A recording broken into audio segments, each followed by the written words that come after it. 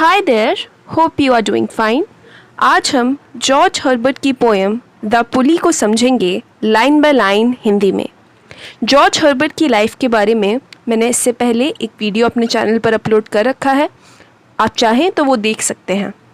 ये वीडियो आपको पोएम समझाने के साथ साथ उसके शॉर्ट नोट्स भी प्रोवाइड करवाएगा। इसके थीम्स और स्टाइलिस्टिक फीचर्स भी मैं पोएम के एंड में डिस्कस करूँगी, जिनको आप एलैबोरेट कर कर नोट्स बना सकते हैं। इसलिए मैंने इस पोएम को सेक्शंस में डिवाइड कर दिया है, जिनके टाइम स्टैम्प आप देख सकते हैं। आप उन्हें अपने नीड के अनुसार क्लिक और स्किप कर सकते हैं। इस पोएम के टाइटल को सबसे पहले समझते हैं, द पुली। पुली आखिर होता क्या है? आपने अक्सर गाँव में कुओं के ऊपर एक चक्री यानी व्हील को लगे हुए देखा होगा, जिसके थ्रू एक कॉर्ड या रस्सी को पास किया जाता है पानी भरने के लिए। वो पुली पुल करने का काम, खींचने का काम आसान बना देता है, इसीलिए उसे पुली कहते हैं। अब इस पोएम का टाइटल पुली क्यों है? ये बड़ी इंटरेस्टिंग बात है कि इस पोएम में एक भी बार द पुली वर्ड नहीं आता, लेकिन फिर भी इसका टाइटल द पुली है। उसका कारण ये है कि पुली का जो आइडिया है खींचना अपनी ओर, वो इस पूरी पोएम में महसूस होता है, और उसकी जो महत्वता है यानी उसकी जो सिग्निफिकेंस है, वो पोएम के अंत, खासकर लास्ट लाइन में बिल्कुल उभर के आती है। पुली का जो यूज़ है यहाँ पर, वो एक कंसीट के रूप में हुआ है। जॉर्ज हर्बर्ट एक मेटाफिज़िकल पोएट है, और मेटाफिज़िकल पोएट जो कि 17th सेंचुरी में लिखा करते थे, वो मेटाफिज़िकल कंसीट्स का बहुत यूज़ करते थे। अभी कंसीट क्या होता है? कंसीट एक समझ लीजिए मेटाफर होता है या कंपैरिजन होता है, जो कि दो बहुत अलग चीज़ों के बीच में होता है। यहाँ पर गॉड की जो कृपा है, जो कि अपने आप में इतना बड़ा आइडिया है, विषय है, उसे एक साधारण से पुली से कंपेयर किया गया है। इस पोएम के स्ट्रक्चर के बारे में बात कर लेते हैं। इस पोएम में 4 स्टैंजास हैं, जिन सभी में 5-5 लाइंस हैं। कुल मिलाकर 20 लाइंस हैं इस पोएम में। 5 लाइन जो स्टैंजा होते हैं, उन्हें अक्सर क्विंटेट कह दिया जाता है। इसकी राइम स्कीम है ABA-BA। जॉर्ज हर्बर्ट के पोइट्री कलेक्शन द टेम्पल में 1633 में छपी थी। ये पोएम गॉड की इच्छा यानी गॉड्स विल और उसकी अच्छाई के बारे में है। ये दिखाती है कि किस तरह गॉड ने ह्यूमन को बनाया, उसमें क्या क्या लगाया और क्या क्या छोड़ दिया। ये पोएम गॉड की इच्छा को सर्वोपरि यानी सुप्रीम दिखाती है, और ये भी बताती है कि उनकी इच्छा ही है जो कि एक पुली की तरह ह्यूमन की और इस दुनिया की पूरी लाइफ चला रहे हैं।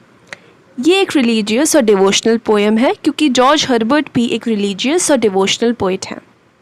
आइए फर्स्ट स्टैंजा पढ़ते हैं। When God at first made man, having a glass of blessing standing by, यानी जब ईश्वर ने, गॉड ने पहली बार मनुष्य को बनाया, तब एक ग्लास ऑफ ब्लेसिंग्स यानी आशीर्वादों से भरा हुआ एक ग्लास उनके साइड में रखा हुआ था, खड़ा हुआ था। फिर नेक्स्ट लाइन्स पढ़ते हैं। Let us, said he, pour on him all we can. Let the world's riches, which dispersed lie, contract into a span.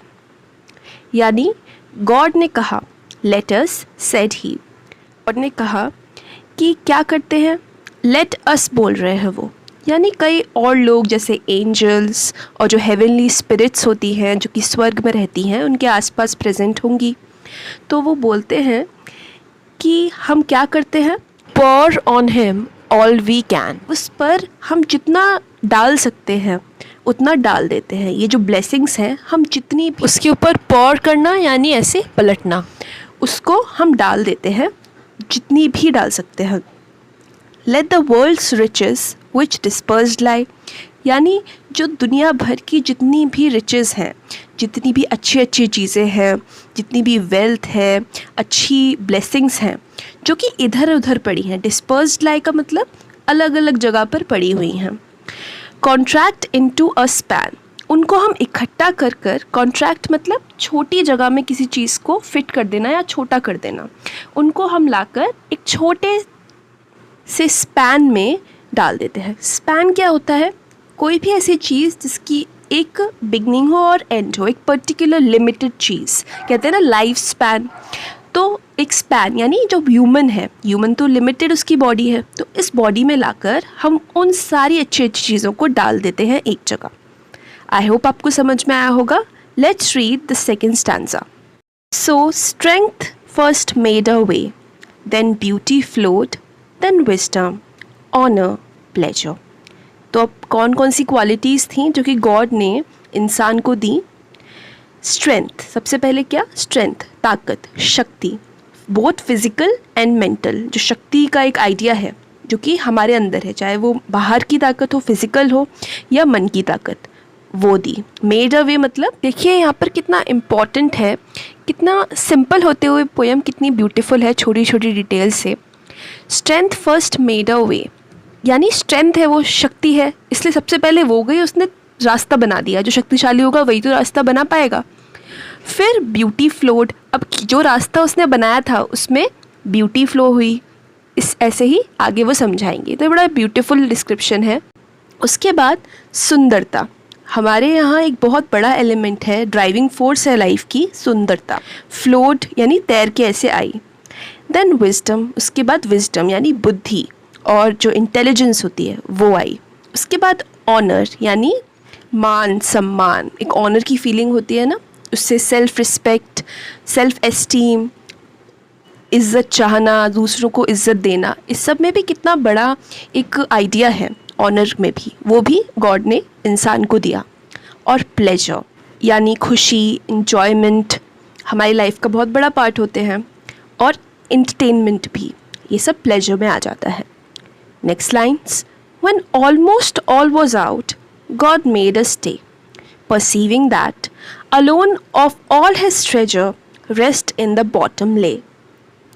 जब सब कुछ लगभग आउट था, यानी सब कुछ गॉड ने लगभग इंसान में डाल ही दिया था, तब गॉड ज़रा रुके, ज़रा ठिठके, और उन्होंने क्या देखा? perceiving that alone of all his treasure, उन्होंने देखा कि उनका जो ट्रेजर था, खजाना था इतनी सारी अच्छी अच्छी क्वालिटीज़ का, रिचेस का, उनमें से केवल एक अकेली क्वालिटी रह गई थी। क्या थी वो quality? Rest in the bottom ले, रेस्ट करने की जो क्वालिटी होती है, पेशेंट रहने की, धीरज धरने की, आराम से चीज़ें करने की जो क्वालिटी होती है, वो उस ग्लास के सबसे तले में थी, बॉटम में थी, बिल्कुल नीचे। ले मतलब होना, वहाँ पे पड़े होना या होना। नेक्स्ट स्टैंजा यानी स्टैंजा 3 पढ़ते हैं। For if I should, said he, bestow this jewel also on my creature, he would adore my gifts instead of me and rest in nature, not the God of nature, so both should losers be। देखिए God के जो dialogues हैं उन्हें double inverted commas में दिखाया गया है, जो गॉड बोल रहे हैं। तो गॉड ने क्या बोला? फॉर इफ़ आई शुड, उन्होंने कहा कि अगर मैं क्या करूं? Bestow this jewel also on my creature, जो मैं ये क्रिएचर बना रहा हूँ यानी इंसान, उस पर ये जूल यानी रेस्ट नाम की जो क्वालिटी है, वो एक हीरे की तरह एक क्वालिटी है, जूल है, उसको भी बिस्टाउ मतलब दे देना, प्रेजेंट कर देना किसी के सामने, वो भी दे दूँ इस क्रिएचर को। तो क्या होगा? He would adore my gifts instead of me.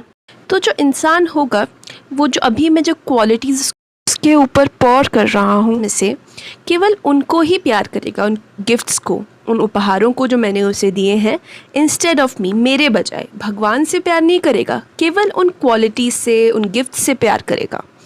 And rest in nature not the God of nature, so both should losers be. अब बोला है and rest in nature, nature मतलब होता है प्रकृति। अब ये प्रकृति बाहर वाली भी होती है और हमारे अंदर की भी एक हमारा खुद का नेचर भी होता है ना। तो जो ये पूरा ये सब कुछ है, ये भगवान ने बनाया है, तो इस प्रकृति में ही वो रेस्ट करेगा, यानी उसी के संग पीस कर लेगा, उसी में वो खुश रहेगा, हमेशा पीसफुल लाइफ जिएगा। Not the God of nature, और भगवान को कभी याद नहीं करेगा, इस प्रकृति को बनाने वाले ईश्वर को कभी याद नहीं करेगा, और उसके साथ अपना पीस कभी भी आइडेंटिफाई नहीं करेगा, भगवान के पास शांति कभी ढूंढने नहीं आएगा। So both should losers be. अब यहाँ पर क्या है? बोथ, यानी दो लोग हैं कोई। बोथ कौन है ये दोनों? गॉड और ह्यूमन ये दोनों लूजर्स होंगे, मैं भी हार जाऊंगा और ये जो मेरा क्रिएचर है जिसको मैं बना रहा हूँ, मेरा बच्चा है जो, वो भी हार जाएगा। नेक्स्ट स्टैंजा पढ़ते हैं, that is stanza number 4। Yet let him keep the rest but keep them with repining restlessness. Let him be rich and weary, that at least if goodness lead him not, yet weariness may toss him to my breast। In lines को समझते हैं। वो कहते हैं yet let him keep the rest। ये line बड़ी clever है। वो बोलते हैं कि उसको, हिम यानी ह्यूमन, क्या रखने दो, बाकी सारी जो क्वालिटीज़ हैं। यहाँ पे रेस्ट जो वर्ड है एक पन की तरह यूज़ हुआ है। अभी जो हम रेस्ट पढ़ रहे थे यानी पीस, शांति, पेशेंस, धीरज, वो दूसरी बात थी। और ये वाला रेस्ट का क्या मतलब है, बाकी की जो बची हुई चीज़ें, जो शुरू में क्वालिटीज़ थी ना, स्ट्रेंथ थी, ब्यूटी थी, प्लेजर था, ये सब उसे रखने दो। But keep them with repining restlessness. लेकिन किसके संग रहेंगी वो क्वालिटीज़, एक रिपाइनिंग रेस्टलेसनेस के साथ। रिपाइनिंग का मतलब होता है अपना असंतोष जाहिर करना या असंतुष्ट रहना। तो ईश्वर ने कहा कि ये सब क्वालिटीज़ ये रखेगा तो, लेकिन साथ ही इसको एक असंतोष की भावना भी रहेगी और ये रेस्टलेस रहेगा, यानी कभी अब पीस में नहीं रहेगा, हमेशा इम्पेशेंट हो जाएगा, तो स्थिरता नहीं रहेगी इसके पास।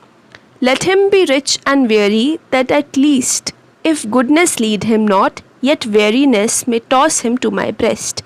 अब ईश्वर कहते हैं कि इसे रिच और वेरी, यानी इसमें क्वालिटीज़ हैं इसलिए रिच है, और वेरी यानी थका हुआ, चीज़ों से घबरा जाना, थक जाना, लाइफ की जो परिस्थितियाँ बनती हैं उससे थक जाया करेगा, क्योंकि इसके पास रेस्ट नहीं है तो ये थक जाया करेगा, क्योंकि हमारा दिमाग हमेशा चलता रहता है, हमेशा हम परेशानियों में पड़े रहते हैं। दैट एटलीस्ट यानी कम से कम, इफ़ गुडनेस अगर जो अच्छाई है वो मुझ तक इसे लाए ना लाए, लेकिन जो इसकी परेशानियां होंगी, इसकी थकावट होगी, दुनिया की जो बातें होती हैं उससे, वो इसे मुझ तक उछाल कर, टॉस हिम लाए यानी उछाल कर मेरे सीने तक लाके रख देंगे, यानी मेरे पास बुला लाएगी इसकी थकावट। ज़्यादातर हम देखते हैं कि जो बड़े बड़े मंदिर होते हैं, मस्जिद होते हैं और दरगाहें होती हैं, लोग वहाँ पर ज़्यादातर अपनी जब बहुत परेशान होते हैं, अपनी प्रॉब्लम्स को सुलझाने के लिए धागा बांधते हैं, चढ़ावा चढ़ाते हैं। अगर दुनिया में कोई प्रॉब्लम ही नहीं होती तो शायद ही है कि लोग इतनी मात्रा में भगवान को याद करते, इतने बड़े बड़े श्राइन्स में जाते, इतने टेम्पल्स में जाते। तो ये थी हमारी आज की poem the pulley by George Herbert. इसकी जो लास्ट लाइन है, may toss him to my breast, यहाँ से ही हम टाइटल को काफ़ी अच्छे से समझ सकते हैं कि गॉड ने जो मनुष्य है उसमें रेस्ट नहीं डाला, धीरज नहीं डाला, ताकि वो हमेशा भगवान के पास आता रहे। पुली यानी पुल होकर, लिखा है मे टॉस हिम यानी ऐसे उनके पास ही खिंचा चला आता रहे, क्योंकि वो थक जाएगा और परेशान हो जाएगा। इस पोएम की थीम्स के बारे में बात कर लेते हैं। पहला जो थीम है वो है गॉड्स विल, यानी ईश्वर की जो इच्छा होती है हम लोगों के लिए, इंसान के लिए। ये पोएम बताती है कि गॉड ने कुछ भी यूं ही नहीं किया है, हर चीज़ का पर्पस है ईश्वर का, और उसी वजह से हमारी मुसीबतों का, हमारी परिस्थितियाँ जो हमें जीवन में फ़ेस करनी पड़ती हैं, उनका भी एक पर्पस है, एक कारण है। और अगर हम बहुत परेशान हैं तो उसका भी एक अच्छा कारण है कि गॉड हमें अपने पास रखना चाहता है। नेक्स्ट थीम है इस पोएम का the fundamentally flawed nature of human being. अगर ह्यूमंस को हम ज़रा देखें तो उनका जो स्वभाव होता है वो फंडामेंटली बहुत बुनियादी रूप से फ्लॉड होता है, उसमें कई कमियां होती हैं। ऐसा कोई भी नहीं होता कि जो फ्लॉड ना हो। हम अच्छा भी करने की कोशिश करते हैं लेकिन उसमें भी तमाम तरीके की दिक्कतें आती हैं।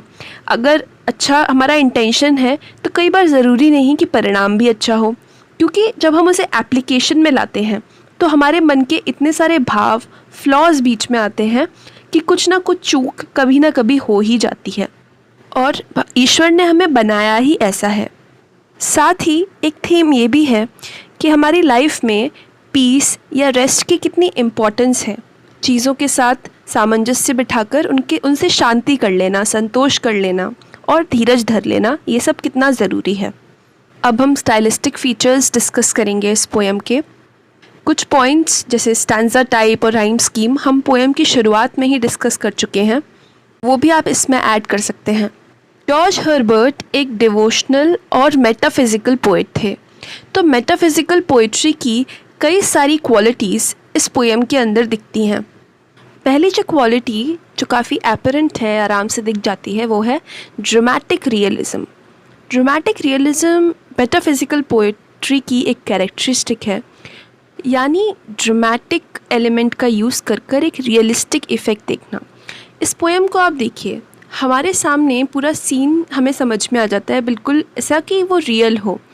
जैसे कि इंसान को बनाया जा रहा है, एक टेबल टाइप पे रख के ईश्वर उसे बना रहा है, उसमें चीज़ें डाल रहा है, और साथ ही कई सारे डायलॉग्स हैं। आधी से ज़्यादा ये पोएम डायलॉग्स में है, ईश्वर के डबल इन्वर्टेड कॉमास में डायलॉग्स को दिखाया गया है। तो ड्रामा की क्वालिटी तो वो है ही, और एक रियलिस्टिक एलिमेंट भी आ गया, उससे रियल चीज़ें दिखने लग गई, तो उसे बोलेंगे ड्रामेटिक रियलिज्म। नेक्स्ट फीचर है पन। पन एक ऐसा वर्ड होता है जिसके एक से ज़्यादा मतलब हो। इस पोएम के 4th स्टैंजा की जो फर्स्ट लाइन है, उसमें रेस्ट वर्ड का यूज़ एक पन की तरह हुआ है। अगर इस पोएम की सबसे इम्पॉर्टेंट चीज़ों में से एक को देखें तो वो है रेस्ट, क्योंकि उसी क्वालिटी से इस पोएम का जो पूरी कहानी जो बताना चाह रहा है पोएम, वो दिखती है। रेस्ट यानी धीरज रखना, पेशेंस, पीस। लेकिन साथ ही जो रेस्ट 4th स्टैंजा की फर्स्ट लाइन में यूज़ हुआ है, वो स्पेलिंग से और सुनने में रेस्ट जैसा ही है, आराम वाले रेस्ट जैसा ही है, लेकिन उसका मतलब क्या है वहाँ पर? बची हुई जो चीज़ें हैं, यानी बाकी की जो क्वालिटीज़ जो कि गॉड ने मनुष्य को दी, वो रेस्ट यानी वो क्वालिटीज़, रेस्ट के अलावा बाकी रेस्ट ऑफ द क्वालिटीज़। तो उस पन के थ्रू जो कंट्रास्ट है कि बाकी क्वालिटीज़ तो दे दी बची हुई, लेकिन एक नहीं, और वो क्वालिटी भी क्या थी? वो भी रेस्ट थी। तो बड़ा ही इंटेलिजेंट सा, क्लेवर सा एक पन यहाँ पर यूज़ हुआ है। एक एल्यूजन भी है यहाँ पे। एल्यूजन एक पासिंग रेफरेंस होता है, जिससे हमें समझाने की ज़रूरत नहीं होती। बहुत ही सिंपल एग्जाम्पल अगर दूँ तो अगर मैं कहूँ ऑल इज़ वेल, तो मैं नाम लूँ ना लूँ, लेकिन सामने वाला कहीं ना कहीं 3 इडियट्स मूवी के इस डायलॉग को समझ ही जाएगा, और 3 इडियट्स मूवी उसकी आंखों के सामने आ जाएगी।